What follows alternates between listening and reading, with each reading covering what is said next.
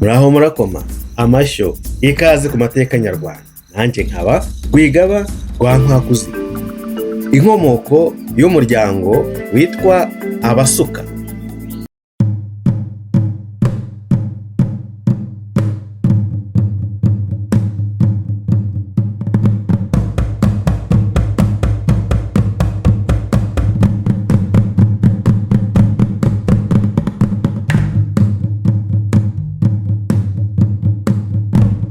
Abazirikanya amateka nk'uko bagiye bayahererekanya bazi neza ko abitwa Abasuka ari umuryango ukomoka ku muntu witwaga Rusuka mwene Temahagari, akaba yarageze mu Rwanda aturutse mu Gisaka ari kumwe na se uwo Temahagari na mushiki we Sasamyariro.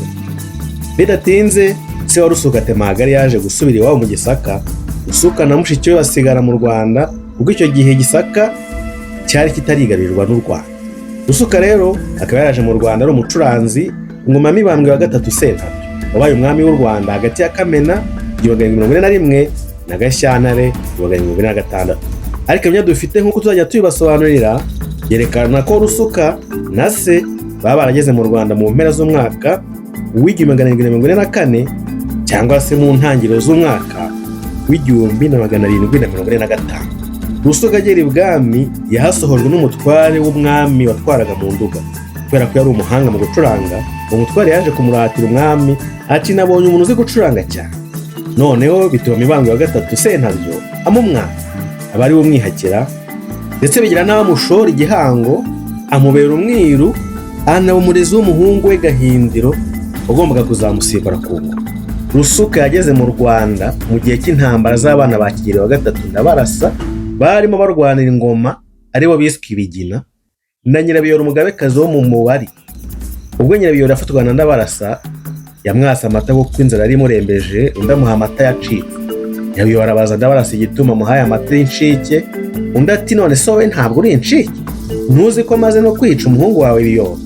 Maze bose kuko bari bameze nk'abahanzi batangira kuganira bategana amagambo.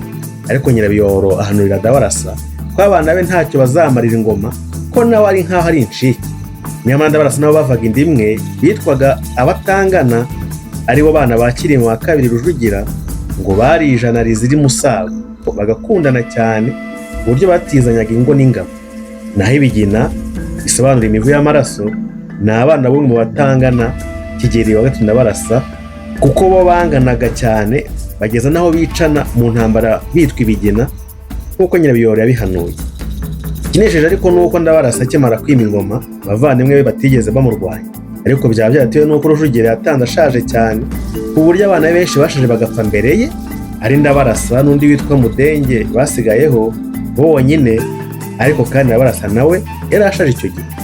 Ndabarasa yatikaye n'umuhungu we Sentabyo nk'uko nawe yari yategekanye na se, kuko yimitswe akiriho ukurikije amategeko y'ubwira agenga umwana wese witwa Kirima. Ndabarasa yategekanye n'umuhungu we Sentabyo nk'uko nawe yari yategekanye na se, kuko yimitswe akiriho akurikije amategeko y'ubwiru agenga umwami wese witwa Kirima. Nyuma rero se wa Ndabarasa ariwe Kirima wa kabiri yaratanze agwa hariya ku Gisozi, ariko icyo gihe hitwaga mu Ntora. Ndabarasa nawe aza gutanga ari mu Ndorwa azize indwara y'umutsi ngo yayitewe n'indwara zifatira mu myanya ndangagitsina. Mibambwe wa gatatu Sentabyo akimara kwima habonetse bene se bagera ku 10 barwanira ingoma. Abamurwanije cyane barimo witwa Gatarabuhura, Gasenyi na Rubaba. Abo bari bafatanyije yabatsinze yimuruhije bahungira kwa Kimenyi wa kane Gitura mu Gisaka. Ndetse na Kimanuka waruhuje se na nyina na Sentabyo yigeze gutabarana nabo, ariko nyina wa bombi Nyiratamba aza kumuhana amwumvisha ko nta nyungu azabonera mu kurwana na murumuna we, ahubwo yazibona ari uko bafatanyije nibwo kumugarura ku murongo. Abo bahungu ba Ndabarasa bari abahungu beza barebare b'ibihanganye, bakaba inzobe kandi bakagira n'imisatsi y'amarende.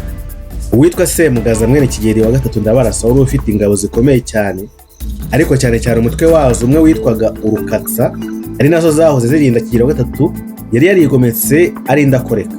Naho ku ruhande rwa Sentabyo hari Baryinyonza ba Kigeli, sekuruza w'umusaza mu Nzenze Umukirigitananga, se wa Sentore wo muri Bare Nationale, akaba se wa Masamba, hanyuma n'umutware Nkebya. Mibambwe wa gatatu Sentabyo ariko yaje gutanga atarahama afite munsi y'imyaka 30 kuko amateka avuga ko yatanze ataraba umusore w'igihano. Kubera rero intambara yarwanye kuva yaba umwami nigeze abona umwanya wo gushaka umugore, ariko yari yarabyanye n'umuhimakazi umwana w'umuhungu witwaga Nkezawu, akaba ataragombaga kuba umwami kuko nyina w'umuhimakazi azira ingoma y'u Rwanda. Ariko kubw'amahirwe Mibambwe akaba yarabyaranye na Nyiratunga, umugore w'umupfakazi wa Gihana umuhungu wa Cyilima wa kabiri Rujugira, akaba yari umugore wa se wabo wa Sentabyo. Ubwira buvuga ko Imana wo yimitse yishibuka umwami akaragwa ingoma, iyo atabyaye ntiyishibuke igashyikirizwa umuvandimwe we akaba umurinzi, kuko umwami yibyaraho umwe. Mibambwe atanze abirubanga ubucike ko ingoma yagwa mu rwego rw'abanzi. Nubwo umwami adahungura, umuco ducungiraho uhamya umwana umugabo, nyina yamusama asariho yamuhaha atariho. Iyo niyo mpamvu yatumye Mibambwe asura Nyiratunga mu Mukagihana amutera inda. Uwo Gihana yari yarabaye umutabazi burundu atabariye ingoma y'u Rwanda agwayo, ngo kuko indagu ze zerekanye ko amaraso y'igikomangoma agomba kumenekera i Burundi kugira ngo Burundi butazigera butsinda u Rwanda. Uwo mugore Nyiratunga akaba yari atuye mu mayaga ya Gikoma hafi yo mu Ruhango, akaba yarahuye na Mibambwe wa gatatu Sentabyo yagiye umuhigo muri ako karere k'amayaga niko kumutwika inda. Nyiratunga ngo yari ageze no mu zabukuru afite imvi z'uruyenzi. Hari n'ishyo ry'inka zitiriwe izo mvi ze ryitwaga uruyenzi, kugeza ku ngoma ya Rudahigwa zari z'umutwe w'ingabo witwaga Intaganzwa za Nturo ya Nyirimigabo ya Marara wa Munana wa Gihana na Nyiratunga. Ariko mbere y'uko Mibambwe atanga yahamagaye Rusuka amuha igihango atumiza inzoga mu gicuma no mu kibindi, maze umwami zose arazivuma ati Rusuka ntuzanywe inzoga mu gicuma no mu kibindi. Ubwo yari amuhawe umurimo ukomeye wo kurera Gahindiro mu ibanga rikomeye, akaba atari kubibasha abaye ari umusinzi, uretse ko n'ubundi nyuma yo kunywa igihango hashiraga iminsi runaka kunywa inzoga bibujijwe. Umuntu ariko ngo asiga ikimwirukaho ntasiga ikimwirukamo.